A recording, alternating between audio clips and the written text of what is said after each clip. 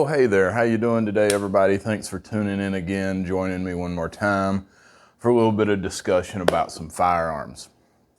For any of you that have seen a few of my videos, you know that my take on some of these things is just a little bit different than some other people's.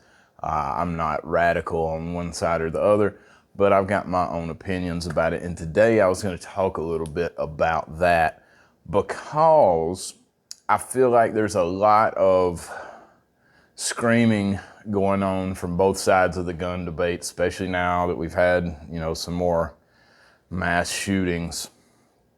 You get people that are emotional about things. You get a lot of people on the left side of things that want all guns done away with. You get people on the right side that talk a lot about the self-defense aspect of it. And I don't necessarily completely disagree with either one of those extremes, to be honest with you. I know that seems counterintuitive, but there are things to both sides that are truthful. But I think there's a huge place in the middle that people rarely talk about that gets overlooked by most of the people that are having these type of discussions. So I was just going to touch on that today, just briefly, and talk about why I'm into guns and what I think about it. Yes, there is the self-defense aspect of it, and I carry a firearm pretty much all day, every day, everywhere I go. LCP2 right here, or my LCP Max, I carry a lot. Sometimes I carry a Glock. Sometimes I carry a revolver. I've got a bunch of 38s and 357s that I love. And I see the relevance of carrying these for self-defense, no doubt about it. I live in the country now, but I've lived in Atlanta, in the city proper. I've lived in Los Angeles. I've been all over the country. I play the guitar for a living, but as a musician, especially, 10, 15, 20 years ago, there were lots of times when I may walk out of a club at 3 or 4 in the morning with $1,000 cash in my pocket. And if it's in some kind of inner city, place where there's homeless people around, or just general folks that maybe you don't want to run into with $1,000 in your pocket at 4 o'clock in the morning, you want to take care of yourself. I've seen some things go down. Luckily, I've never had to use a weapon on anybody. But I've had situations where I had wished I had one in the past before I really started carrying on a regular basis. Where I thought, man, if I'd had that thing, it would have made this whole situation at least a lot easier to get out of. As far as just being able to say, hey man, look, I'm armed and I need you to get out of here, instead of having to do something else. I won't go into detail on that, but anyway, so I was going to bring up some points that I think are important in this debate that are outside of the we all need a gun for self-defense at all times, because that is debatable. I told you what I think right there, but I can see where people come at it from both sides. There's a difference in let's get rid of all guns and let's everybody have one at all times. And in the middle there's some ground that, like I said a minute ago, it doesn't get talked about a lot. And really what I'm talking about is the sport of firearms. And if you've watched my channel, I talk about this a lot.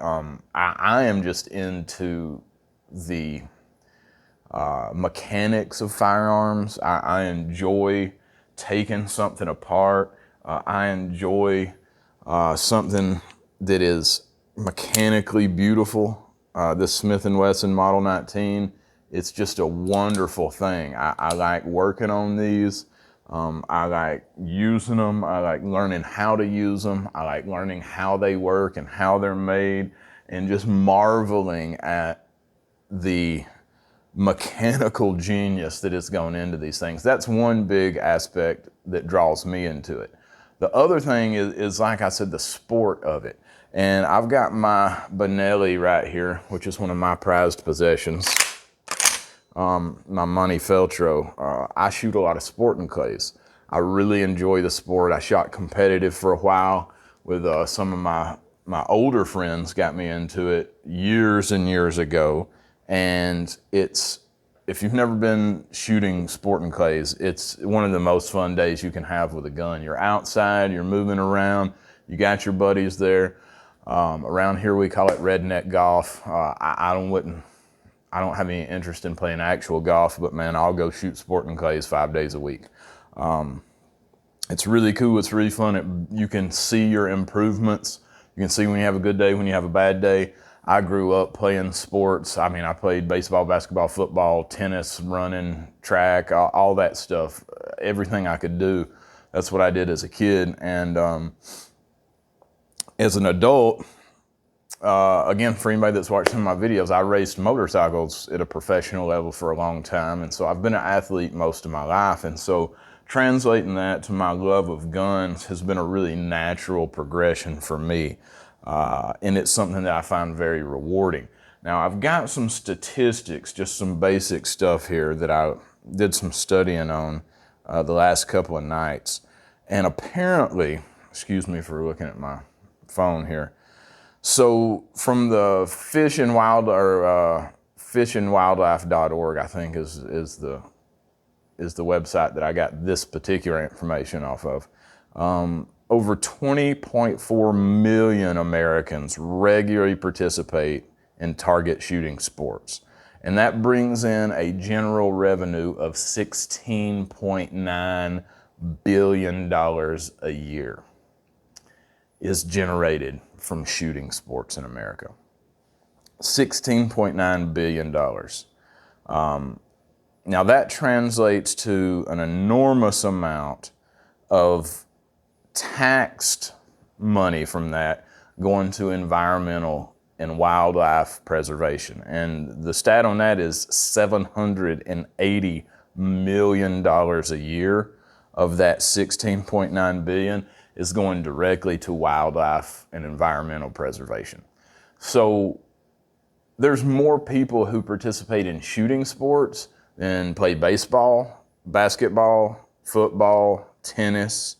It's a massive recreational activity for people here in America. And you very rarely hear anybody bring this up in a gun debate. They start taking away our guns, they put some national registry, we have a mass shooting, they start confiscating this gun, they start confiscating that gun.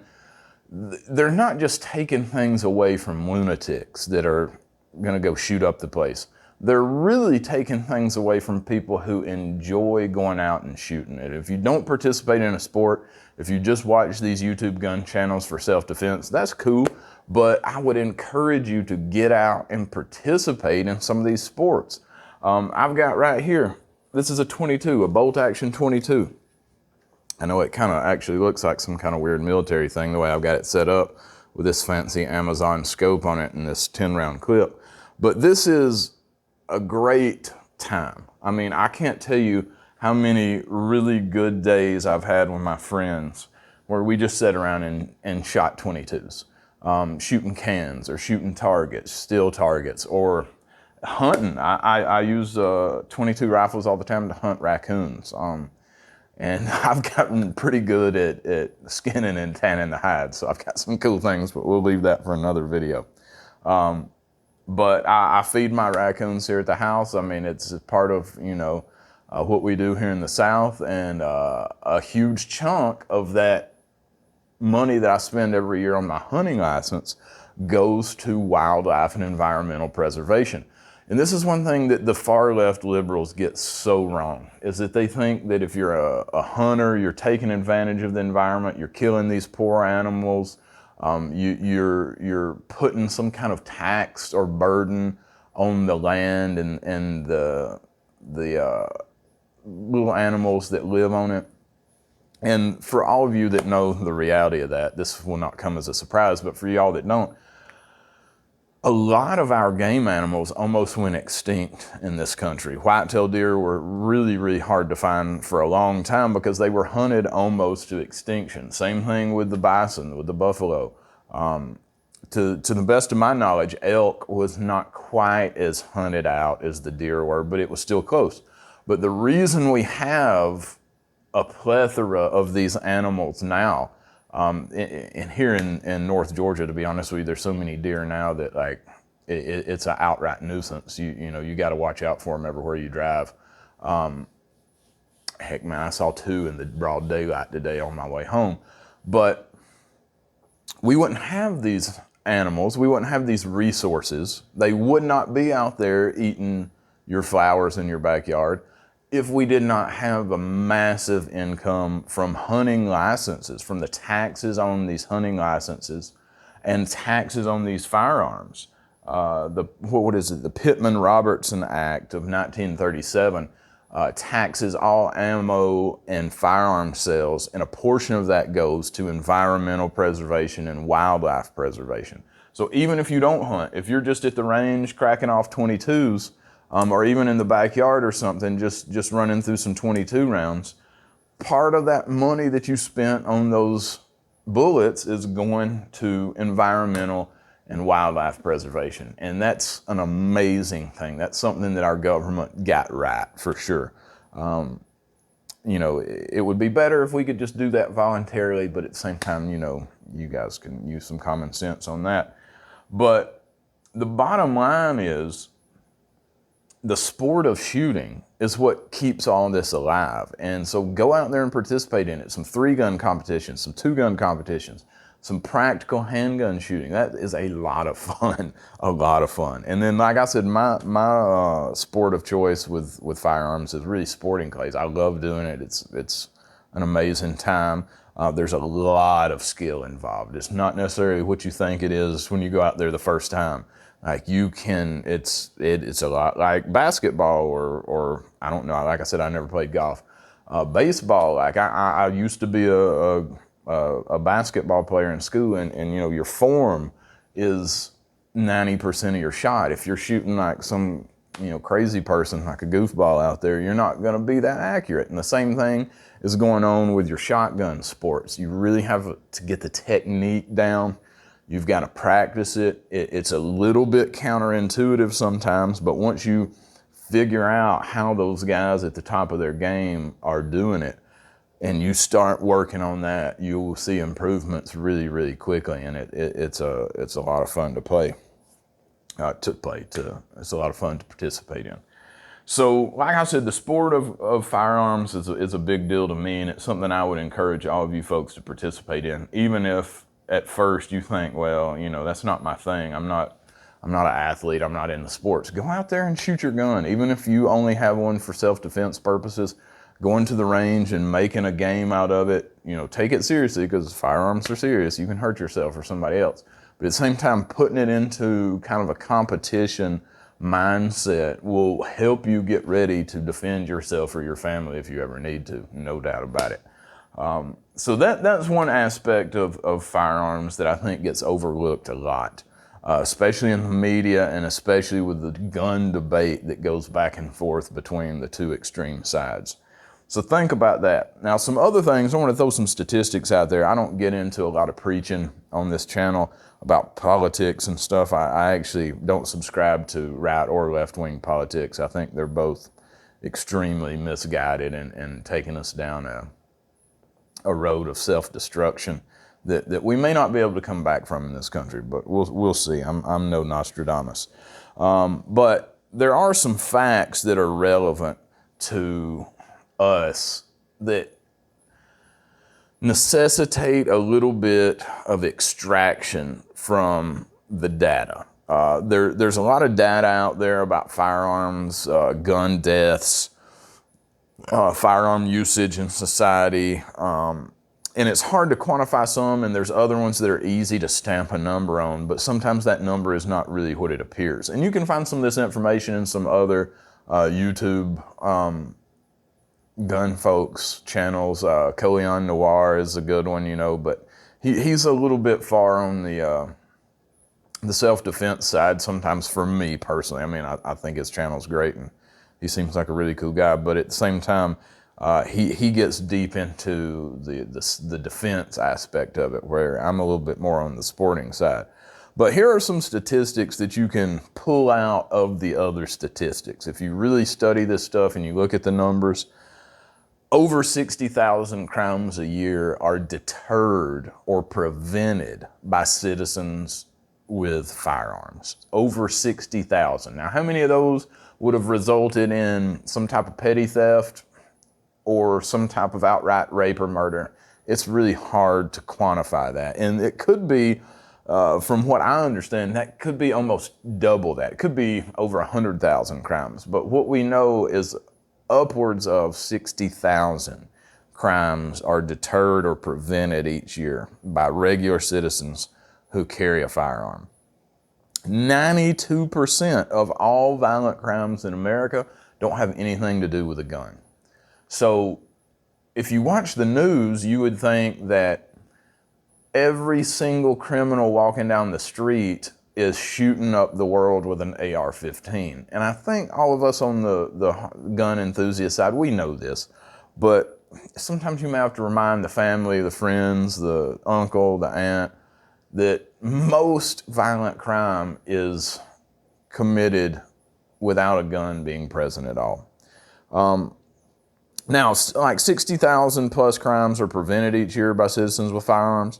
There are over 12,000 legitimate firearm deaths each year, which is, it's terrible. We hate any kind of human casualty is not good, but at the same time, it's going to happen. I mean, if you have the Super Bowl and you've got 80,000, 100,000 people in a stadium, like you may very well have some casualties from that. And it doesn't necessarily mean it's because of the Super Bowl. It just means that you get that many people in one area and like things are going to happen, whether it's the fault of the event or not. But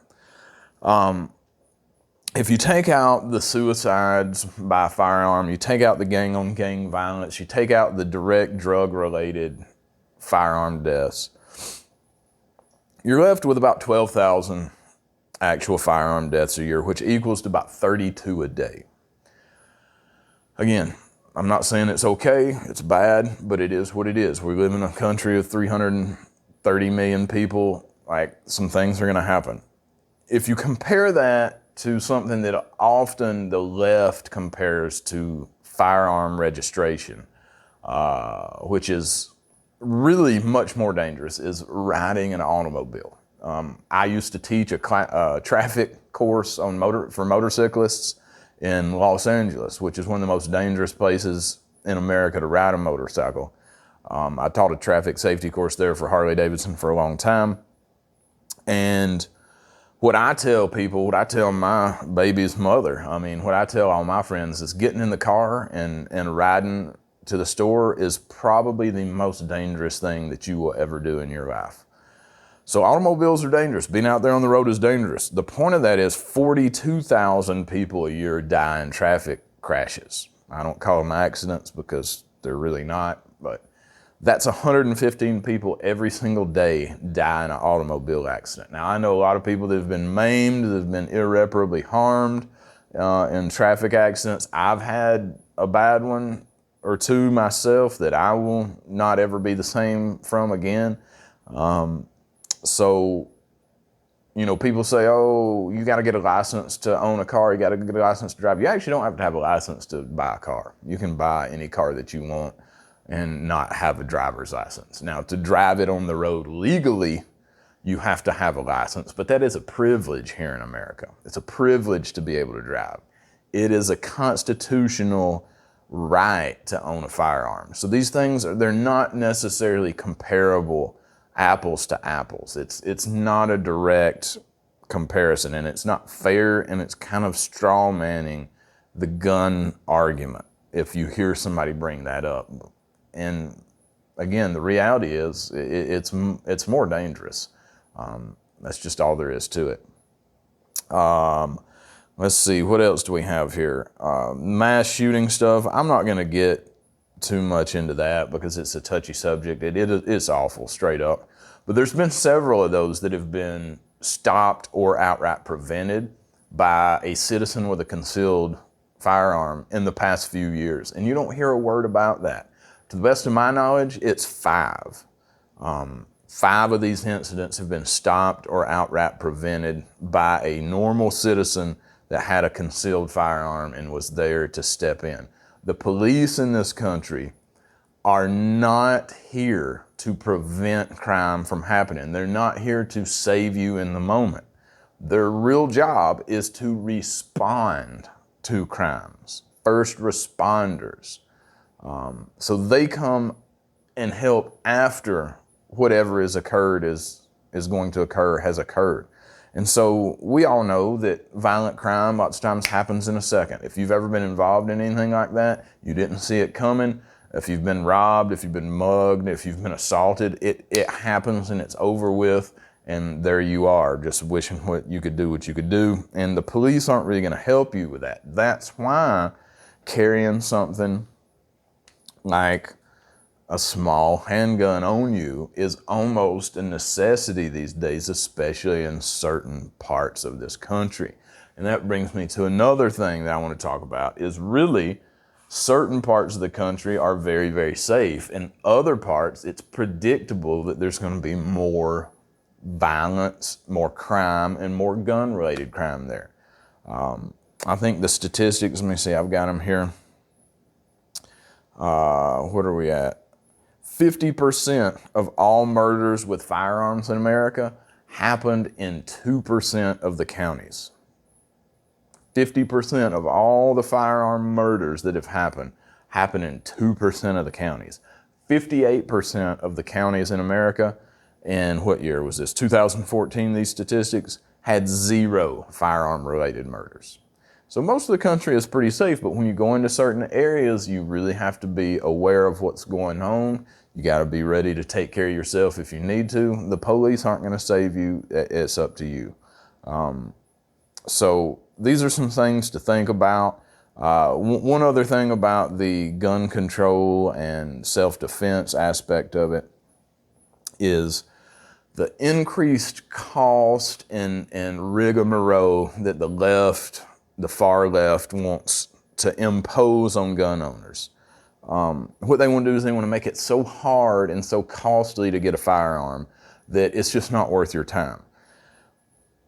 And anybody that has any common sense understands very clearly this only affects certain groups of people. If you are a rich person in a wealthy suburb where you're living in a gated community or something, and we've got a lot of those around here, where it's just full of rich white folks.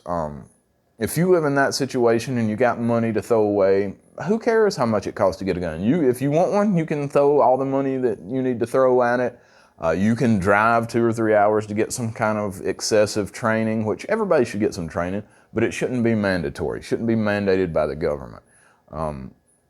But making that happen is not an issue for you. Whereas if you live in an inner city, in a bad neighborhood where you actually need a firearm to protect yourself or your family, you are the one that is being disproportionately disadvantaged by some of these regulations, this excessive, the excessive cost of forcing you to do things, of where is this training available? Why is it not free? Are you gonna have to ride a bus and take a train and get a taxi and do 800 other things before you can legally carry that firearm to protect yourself and your family? That's really what this excessive regulation is causing, is it's disproportionately affecting mainly the Black and Latino citizens that are poor, that live in inner city areas that need to protect themselves the most. Now, please don't take me wrong like I'm some kind of crazy racist, because I assure you I'm not.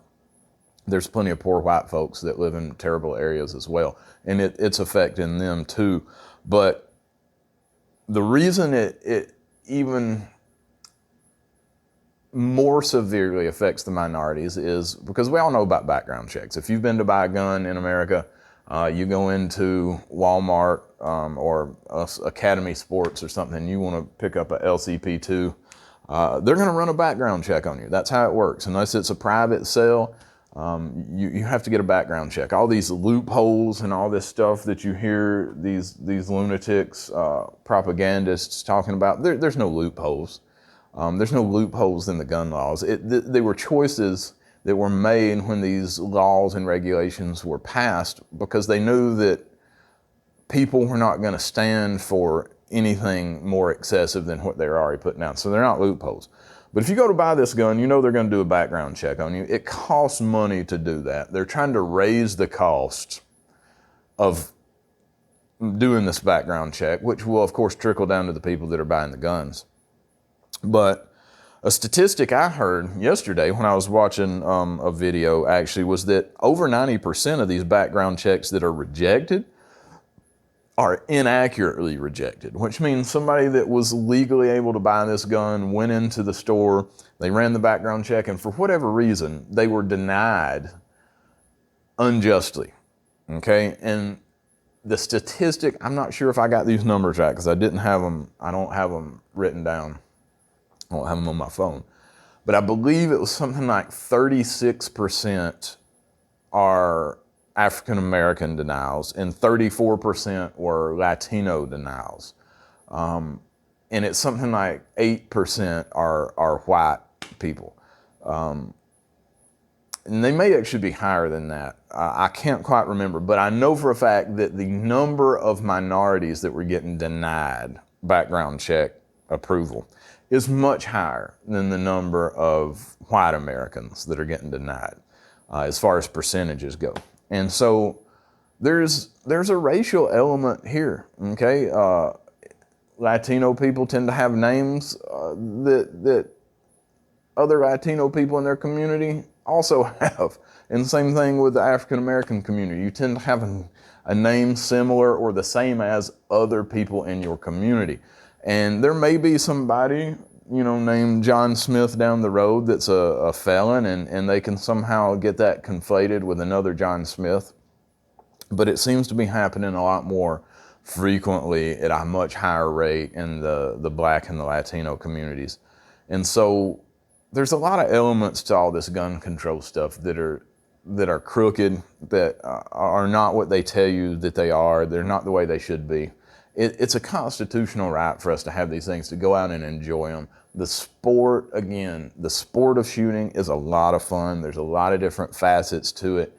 And if you haven't participated in it, get out there and participate in it, man. Find something that you think sounds cool. If it's target shooting, if it's long distance shooting, if it's practical shooting, action shooting, cowboy action shooting, trap, sporting clays, whatever it is. Or just go to the range and enjoy, something like this Smith & Wesson Model 19, which I guarantee you, if you shoot this thing for 10 minutes, you'll fall in love with it just like I am. There's few things more exciting in life. And, I heard, I was watching a Hickok 45 video one time, and he was talking about his whole life he'd been involved in throwing things at other things, and shooting a firearm is kind of an extension of that. You're throwing something at something else. It's like baseball, like basketball,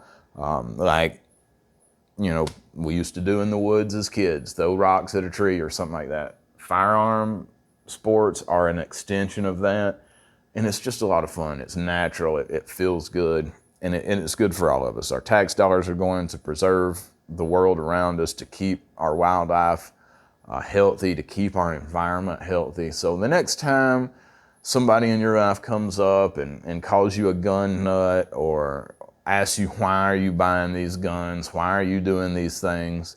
If it's legitimately for defense, that's legitimate, but there's also a lot of other reasons that people participate in this that are just strictly for fun.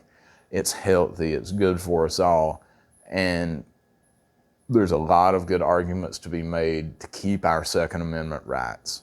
So, like a lot of other YouTube gunners say, go out there and join a Second Amendment club, donate a little bit of your money to preserve our rights. Doesn't matter which one you become a part of. If you're into the NRA, if you think they've got something good to say, join that. If there's a million, if it's another group, join that. There's a million of them out there. Not necessarily a million. There's many of them out there that are doing good work for all of us. So get involved, participate in the sport of firearms. Take your kids out, take your significant other out, show the kid down the street how to shoot safely. Follow the 4 basic gun safety rules. I think you all should know those by now. Treat every gun like it's loaded. Don't point it at something unless you're ready to destroy it. Keep your finger off the trigger, all that stuff. You guys know those. But get out there and have fun. Support Second Amendment rights. Thanks for watching my videos. I deeply appreciate it.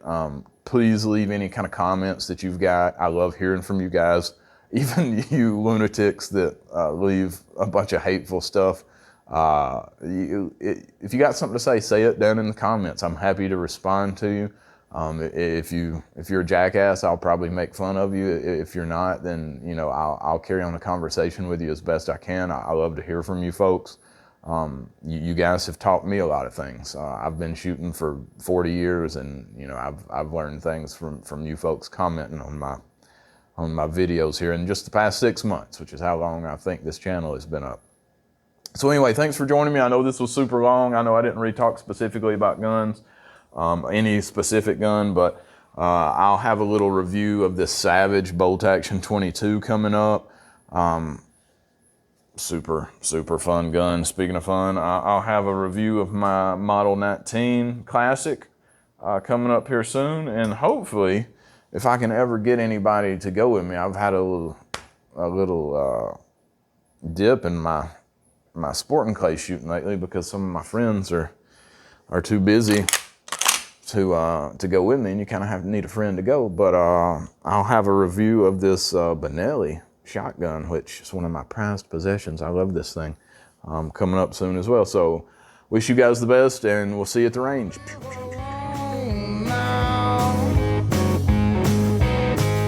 I don't know what to do, boy.